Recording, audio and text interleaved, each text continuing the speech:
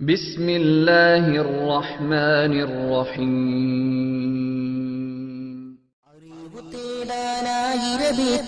അറിയിച്ചുരക്ഷസ്ഥാനത്തിരുത്തി ആഗോള ഗ്രാമത്തിനാദർശജാലകം ജ്വലിക്കും തിരിനീട്ടി Sunni global voicing online ബോധനം ഭൂവാകെ നിറവായി.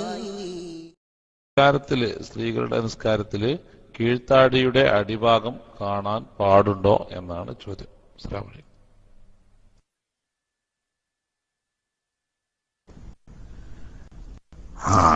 മുഖത്തിന്റെ അതിർത്തിന്റെ അപ്പുറം മുഴുവൻ ഔറത്താ. അത് പലപ്പോഴും നേരത്തെ മുഖമക്കന ധരിക്കുന്നതിനെ പറ്റി ഒരു സഹോദരി ചോദിച്ചിരുന്നു. അപ്പോ അങ്ങനെ പ്രത്യേകം എടുത്തു പറഞ്ഞിട്ടില്ലെങ്കിലും പറഞ്ഞതിരുന്നിട്ട് മനസ്സിലാക്കാം. ഏതായാലും ഇപ്പൊ ചോദിച്ചത് നന്നായി. മുടിയിൽ നിന്ന് കാണാൻ പാടില്ല, ചെവിയിൽ നിന്ന് കാണാൻ പാടില്ലാത്തതുപോലെ തന്നെ മുഖത്തിന്റെ അതിർത്തി കഴിഞ്ഞിട്ട് കീഴ്ത്താടിയുടെ അടിഭാഗം, അതിന് അടയാളം കണക്കാക്കാൻ എന്താ വേണ്ടതെന്ന് വെച്ചാല് നമ്മള് ഈ താടിയെല്ല് തൊട്ടു നോക്കുക. കീഴ്ത്താടി തൊട്ടു നോക്കിയാൽ എല്ല് എവിടുന്ന് കഴിയുന്നു അവിടെ നിന്ന് അങ്ങോട്ട് പിന്നെ തൊണ്ടാന്നാണ് പറയാ. കീഴ്ത്താടിന്റെ താഴെയുള്ള ഈ ഭാഗം ഔറത്താണ്. മുഖത്തിന്റെ അതിർത്തി എന്ന് പറയുന്നത് താടിയെല്ലിന്റെ താഴെ അറ്റം വരെയാണ്. ആ എല്ല് നമ്മൾ കൈയോട് തൊട്ടു നോക്കിയാൽ കാണും. ആ എല്ലിന്റെ അതിർത്തി കഴിച്ചിട്ട് കീപ്പോട്ട് കിടക്കുന്ന ആ സ്ഥലം, എല്ലില്ലാത്ത കുറെ സ്ഥലമുണ്ട്, അതൊക്കെ മുഖത്തിന്റെ പുറത്താണ്. അതുകൊണ്ട് അത് സ്ത്രീകളെ സംബന്ധിച്ച് നിസ്കാരത്തിൽ ഔറത്താണ്. ആ ഭാഗം വെളിവായിക്കൊണ്ടാണ് മുഖമക്കന ധരിച്ചതെങ്കിൽ നിസ്കാരം സഹിയാകാതെ പോകും. ഒരുപാട് പ്രിയപ്പെട്ട സഹോദരിമാർ അറിയാതെ അങ്ങനെ സംഭവിച്ചു പോകുന്നുണ്ട്. അള്ളാഹു തആല പൊറുക്കുമാറാകട്ടെ. ഇത് കേൾക്കുന്ന എല്ലാ സഹോദരിമാരും ആ കാര്യം പ്രത്യേകം ശ്രദ്ധിക്കുകയും വളരെ സൂക്ഷ്മതയോടുകൂടി കൈകാര്യം ചെയ്യുകയും വേണം. അത് ഓരോരുത്തരും അവനവന്റെ ഒന്ന് പിടിച്ചു നോക്കിയാൽ എപ്പ തന്നെ ഒന്ന് പിടിച്ചു നോക്കുക. കേൾക്കുന്ന സഹോദരിമാര് താടിയുടെ താഴ്ഭാഗമുണ്ടല്ലോ, അവിടെ നിന്ന് കൈവച്ചു നോക്കിയാൽ എല്ല് എവിടെയാണ് അവസാനിക്കുന്നത് നോക്കുക. ആ എല്ല് അവസാനിക്കുന്നതിന്റെ കീപ്പോട്ട് എല്ലില്ലാത്ത ഭാഗം ഉണ്ടല്ലോ, ആ ഭാഗമൊക്കെ ഔറത്താണ്, മുഖത്തിന്റെ പുറത്താണ്. അത് മറഞ്ഞിരിക്കണം. അത് മറയുന്ന രീതിയിൽ മുഖമക്കന ധരിച്ചെങ്കിലേ നിസ്കാരം സഹിയാവുകയുള്ളൂ. ഇല്ലെങ്കിൽ നിസ്കാരം തന്നെ ബാത്തിലായി പോകും. പ്രത്യേകം സഹോദരിമാർ ശ്രദ്ധിക്കേണ്ടതാണ്. ഓക്കെ. സ്വതന്ത്ര സ്ത്രീകളുടെ ഔറത്ത് നിസ്കാരത്തിൽ മാ അദൽ വജ്ഹി വൽ കഫൈനി, രണ്ട് മുങ്കൈകളും മുഖവും ഒഴികെയുള്ള ഭാഗങ്ങളൊക്കെ, കാലിന്റെ അടിഭാഗം ഉൾപ്പെടെ ദേഹം, മുഖം, അതുപോലെ തന്നെ മുങ്കൈ. പക്ഷെ ഇവിടെ വളരെ ശ്രദ്ധിക്കേണ്ടതുണ്ട്. മുങ്കൈ കുപ്പായത്തിന്റെ കൈ താത്തിയിടുമ്പോൾ കുപ്പായത്തിന്റെ കൈ മണിബന്ധം വരെ ഉണ്ട്. പക്ഷേ തക്ബീറത്തുൽ ഇഹ്റാം കെട്ടാൻ വേണ്ടിയിട്ട് കൈ ചുമലിന്റെ നേരെ ഉയർത്തിയപ്പോൾ ഈ കുപ്പായ കൈ അല്പം ലൂസായതുകൊണ്ട് അത് കീപ്പോട്ട് താഴ്ന്നു. ഈ മണിബന്ധത്തിന്റെ കീപ്പോട്ട് നിന്ന് മുഴങ്കൈയിൽ നിന്നിട്ട് വെളിവായാൽ ഔറത്ത് വെളിവായി, സ്കാരം പ്രശ്നവും. റുക്കൂയിലേക്ക് പോകുമ്പോൾ കൈ ഉയർത്തണം ചുമലിന്റെ നേരെ, റുക്കൂയിൽ നിന്ന് ഉയരുമ്പോൾ കൈ ഉയർത്തണം. ആദ്യത്തെ തഹിയാത്ത് കഴിഞ്ഞ് നൃത്തത്തിലേക്ക് വരുമ്പോൾ ചുമലിന്റെ നേരെ കൈ ഉയർത്തണം. ഈ കൈ ഉയർത്തുന്ന സമയത്ത് ലൂസുള്ള കുപ്പായ കൈയാണെങ്കിൽ ആ കൈ കീപ്പോട്ട് നീങ്ങി മണിബന്ധത്തിന്റെ ബാക്കി ഇപ്പുറത്തുനിന്ന് മുഴങ്കയിൽ നിന്നിട്ട് വെളിവായാൽ നിസ്കാരം ബാത്തിലാവും. അത് സഹോദരിമാർ പ്രത്യേകം ശ്രദ്ധിക്കണം. അതുപോലെ തന്നെ പ്രത്യേകമായി സഹോദരിമാർ ശ്രദ്ധിക്കേണ്ട മറ്റൊരു സ്ഥലം മുഖത്തിന്റെ അതിർത്തി. ഉളു എടുക്കുന്നോർത്ത് നമ്മൾ പറഞ്ഞേന്, ആ പറയുമ്പോ നമുക്ക് തോന്നും എന്തിനാ ഇപ്പൊ മുഖത്തിനൊരു അതിർത്തി പറയേണ്ട ആവശ്യം? ഇതെന്തെങ്കിലും ആരെങ്കിലും അതിർത്തി തർക്കത്തിന്റെ പേരിൽ കേസ് കൊടുക്കുവോ അല്ലെങ്കിൽ കയ്യേറ്റം ചെയ്യുമൊന്നും ചെയ്യൂലല്ലോ. അങ്ങനെ തോന്നും ചില പുതിയ ആളുകൾക്ക്. അതായത് മുഖം എന്ന് പറഞ്ഞാൽ തിരിയാത്ത ആളുണ്ടോ? അതിന് പിന്നെ വീതിയിൽ ഇത്ര, നീളത്തിൽ ഇത്ര എന്നൊക്കെ പറഞ്ഞ് ഈ ആവശ്യമില്ലാത്ത ഓരോ ചർച്ചയായിട്ട് നടക്കുകയാണ് ഈ ഫിഖിന്റെ ആൾക്കാര് എന്ന് ആക്ഷേപിക്കുന്ന ചില അന്തം കമ്മി സാധുക്കളുണ്ട്. അവരെ കുറ്റം പറയല്ല, അവർക്ക് വിവരമില്ലാഞ്ഞിട്ടാ. യഥാർത്ഥത്തിൽ മുഖത്തിന്റെ അതിർത്തി പറയുന്നതിൽ ഒരുപാട് കാര്യങ്ങളുണ്ട്. അത് പറഞ്ഞു നമ്മൾ മുഖം കഴിയുന്നിടത്താണ് പറഞ്ഞത്, എല്ലായിടത്തും ബാധകമാണ്. സാധാരണഗതിയിൽ തലമുടി മുളക്കുന്ന സ്ഥലം മുതൽ താടിയെല്ലിന്റെ കീഴറ്റം, താഴെ താടിയെല്ലുണ്ടല്ലോ, ഈ താഴെ താടിയെല്ലിന്റെ അറ്റം വരെ ആണ് നീളത്തിൽ മുഖത്തിന്റെ അതിർത്തി. ഒരു ചെവി മുതൽ മറ്റേ ചെവി വരെ വീതിയിലും എന്ന് പറഞ്ഞാൽ ഒരു സ്ത്രീ നിസ്കരിക്കുമ്പോൾ ഔറത്ത് മറക്കാൻ വേണ്ടി മുഖമൊക്കെ ധരിച്ചു. ഈ മുഖമക്കന ധരിച്ചപ്പോ ചെവിയുടെ അടുത്ത് മുഖത്തിലേക്ക് ഇറങ്ങി നിൽക്കുന്ന മുടി ഉണ്ടല്ലോ, ചെറിയൊരു മുടി, അത് സ്ത്രീകളുടെ അല്പം നീട്ടുണ്ടാവും. അവരെ ബാക്കിലേക്ക് മുടിയുടെ കൂട്ടത്തിൽ പിന്നിലേക്ക് മാറ്റിവെക്കും. നീട്ടില്ലെങ്കിൽ എന്താവും, അതിന്റെ തല ഈ മുഖമക്കനന്റെ ഇടയിലൂടെ പുറത്തു വന്ന നമസ്കാരം ബാത്തിലാവും. കാരണം എന്താ, അത് തലയിൽപ്പെട്ടതാണ്, മുഖത്തുപ്പെട്ടതല്ല. എന്നതുപോലെ സാധാരണ മുഖമക്കന ഇട്ടാൽ കഴുത്തിനോട് അടുത്ത് വരെ എത്തും. അത് അങ്ങനെ വരുമ്പോ താടിയെല്ലിന്റെ താഴ്ഭാഗത്ത് നിന്നും പോന്ന് ഈ കഴുത്ത് വരെയുള്ള സ്ഥലം, എല്ലില്ലാത്ത കുറെ സ്ഥലമുണ്ട്, ആ സ്ഥലം വെളിവായാൽ ഔറത്ത് മറയുകയില്ല, നിസ്കാരം സഹിയാവുകയില്ല. ഇത് പ്രത്യേകം സഹോദരിമാർ ശ്രദ്ധിക്കേണ്ട രണ്ട് കാര്യങ്ങൾ. ഒന്ന്, നിസ്കാരക്കുപ്പായത്തിന്റെ കൈ കീഴ്പോട്ട് നീങ്ങി വെളിവാകാതിരിക്കാനും കൂടുതൽ വ്യാസം വട്ടമുള്ളത് കൊണ്ട് അതിലൂടെ മുഴങ്കൈയിന്റെ ഭാഗം കാണാതിരിക്കാനും കൈ മറക്കുന്നിടത്ത് പ്രത്യേകം ശ്രദ്ധിക്കണം. അത് നിർബന്ധമാണ് സഹോദരികൾ. അതുപോലെ തന്നെ മുഖം വെളിവാക്കുക എന്ന് പറയുമ്പോൾ കണിശമായും മുഖമല്ലാത്ത, മുഖത്തിന്റെ അപ്പുറത്തുള്ള തലയിലെയോ കീഴ്ത്താടിയുടെ എല്ലില്ലാത്ത ഭാഗത്തോ വെളിവാകാതിരിക്കാൻ പ്രത്യേകം ശ്രദ്ധിക്കണം. അപ്പൊ ഏകദേശം താടിയോട് ചേർത്തിയിടണം മുഖമക്കനയുടെ താഴ്ഭാഗം എന്ന് പ്രിയപ്പെട്ട സഹോദരിമാരെ സാന്ദർഭികമായി ഉണർത്തുന്നു. അത് ചില സഹോദരികൾ അറിയാത്തതിന്റെ പേരിൽ ചെയ്യാറില്ല. മദ്രസയിൽ പഠിക്കുന്ന കുട്ടികൾ വരെ അവര് നിസ്കാരം പരിശീലിപ്പിക്കുകയാണെയിരിക്കും.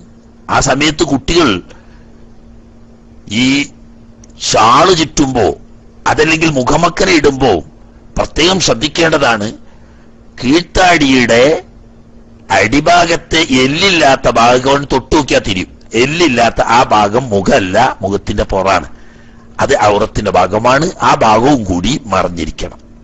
അപ്പൊ മുഖം 4 അതിർത്തി പറഞ്ഞ സാധാരണ നെറ്റിയിൽ നിന്ന് തലമുടി മുളക്കുന്നവിടം മുതൽക്ക് കീപ്പോട്ട് വന്നിട്ട് കീഴ്ത്താടിയുടെ എല്ല് അവസാനിക്കുന്നത് വരെ നീളത്തിലും ഒരു ചെവി മുതൽ മറ്റേ ചെവി വരെ അകലത്തിലുമുള്ള സ്ഥലം, അത് മാത്രമാണ് മുഖം.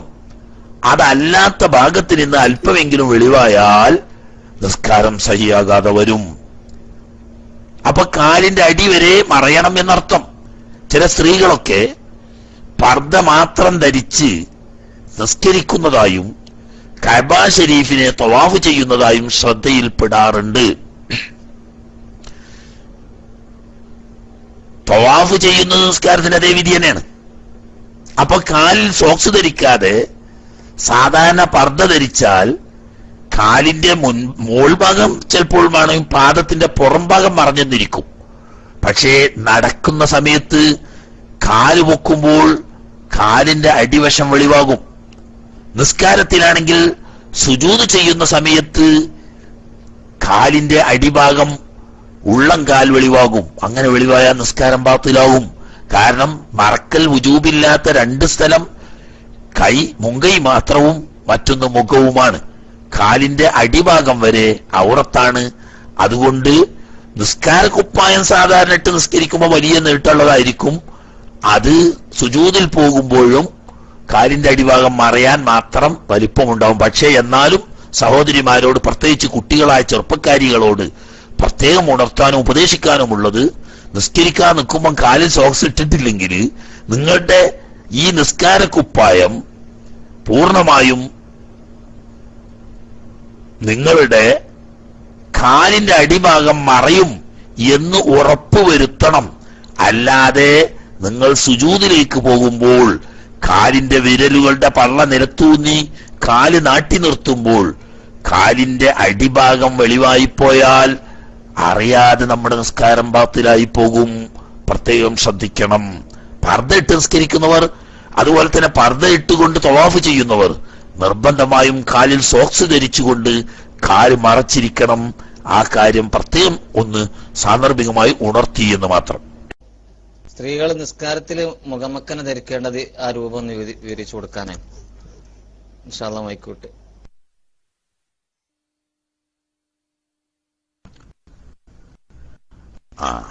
സ്ത്രീകൾ നിസ്കരിക്കുമ്പോൾ മുഖമക്കന ധരിക്കേണ്ട പ്രായോഗിക രൂപം, മുടി സാധാരണ സ്ത്രീകൾക്ക് നീണ്ട മുടി ഉണ്ടാവുമല്ലോ, ശരിക്കും മുടി ഒതുക്കി വെച്ച് കെട്ടി വെക്കുക. അതെന്തിനാന്ന് വെച്ചാൽ ഒതുക്കി വെക്കാതിരുന്നാൽ ചിലപ്പോൾ ചെവിയുടെ പാർശ്വങ്ങളിലൂടെയോ നെറ്റിയുടെ ഭാഗങ്ങളിലൂടെയോ അതുപോലെ തന്നെ നീണ്ടു കിടക്കുന്ന മുടിയുടെ താഴ്ഭാഗം മുഖമക്കനയുടെ താഴ്ഭാഗത്തിലൂടെയൊക്കെ പുറത്തു വരാതിരിക്കാൻ വേണ്ടി മുടി നന്നായി ഒതുക്കി വെച്ച് പറ്റുമെങ്കിൽ കെട്ടിവെക്കുക. അപ്പൊ പിന്നെ ഒരു ഇഷ്കാലുണ്ട്, മുടി കെട്ടിവെക്കൽ കറാഹത്താണ് എന്ന് പറഞ്ഞിട്ടുണ്ടല്ലോ എന്ന് പറഞ്ഞത് പുരുഷനാണ്, സ്ത്രീക്കല്ല.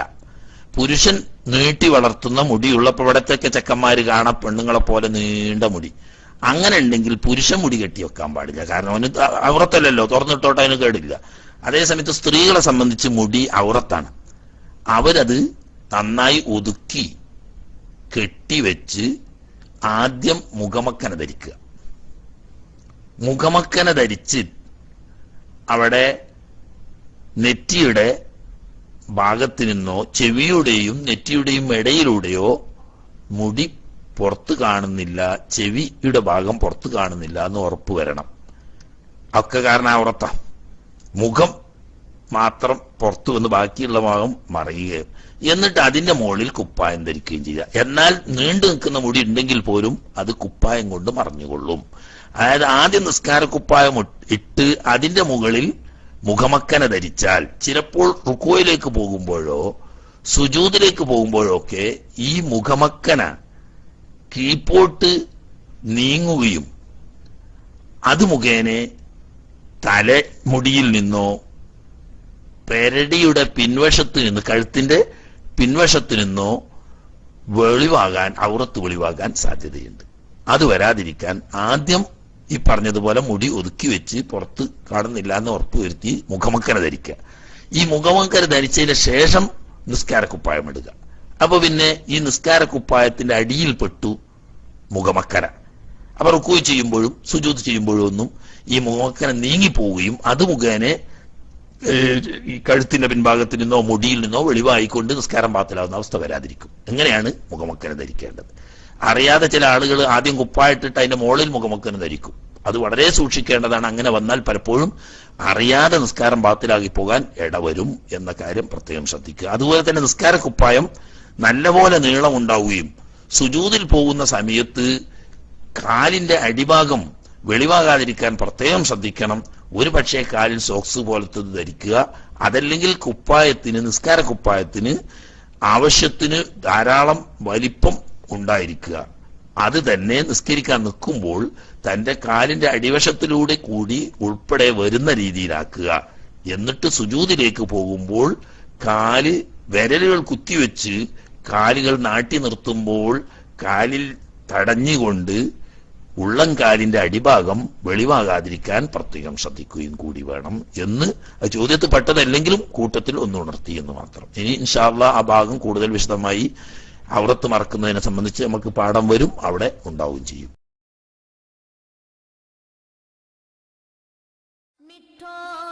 ആഗോള ഗ്രാമത്തിലെ ആദർശ ജാലകം സുന്നി ഗ്ലോബൽ വോയിസ്. ആത്മീയ നേതാക്കളുടെ ആശീർവാദങ്ങൾ കൊണ്ട് അനുഗ്രഹീതമായ ആഗോള സുന്നി ജാലകം. ആശയ സംവാദങ്ങളിലൂടെ ആദർശ വൈരികളുടെ മുനയൊടിച്ച വൈജ്ഞാനിക വിപ്ലവം. Sunni global voice. മുസ്ലിം ലോകം അത്യാവേശത്തോടെ ഉറ്റുനോക്കുന്ന വിജ്ഞാന വിരുന്നു. അതിഗഹനമായ ആദർശ ചർച്ചകൾ, ആവേശകരമായ ഖുർആൻ പഠന പാരായണ ക്ലാസുകൾ, മാല, മൗലിദ്, ബുർദാസ്വാദനങ്ങൾ, സ്വലാത്ത്, ഹദ്ദാദ്, റാത്തീബ് തുടങ്ങിയ ആത്മീയ സദസ്സുകൾ, പ്രജ്ഞയും പ്രതിഭയുമുള്ള പ്രഗത്ഭരായ പണ്ഡിതരുടെ പ്രഭാഷണങ്ങൾ, പഠിക്കാനും പകർത്താനും ഇതാ സുന്നി ഗ്ലോബൽ വോയിസ്. അനുദിനം വളർച്ചയുടെ ഉയരങ്ങളിലേക്ക് പറക്കുന്ന ഏക സുന്നി വിപ്ലവജാലകം. അതെ, സുന്നി ഗ്ലോബൽ വോയിസ്. ഒപ്പം ജീവിത വ്യവഹാരത്തിന്റെ വ്യത്യസ്ത മേഖലകളിലെ ഉന്നതങ്ങളിൽ വിരാജിക്കുന്ന പ്രമുഖരുടെ പഠന ക്ലാസുകളും. സുന്നി ഗ്ലോബൽ വോയിസ് ക്ലാസ് റൂമിൽ ഇന്ന് തന്നെ നിങ്ങളും കണ്ണികളാവുക. സന്ദർശിക്കുക www.sunniGlobalVoice.com.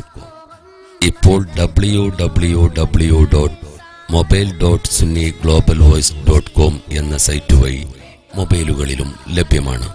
സുന്നി ഗ്ലോബൽ വോയിസ് ആഗോള ഗ്രാമത്തിലെ ആദർശ ജാലകം.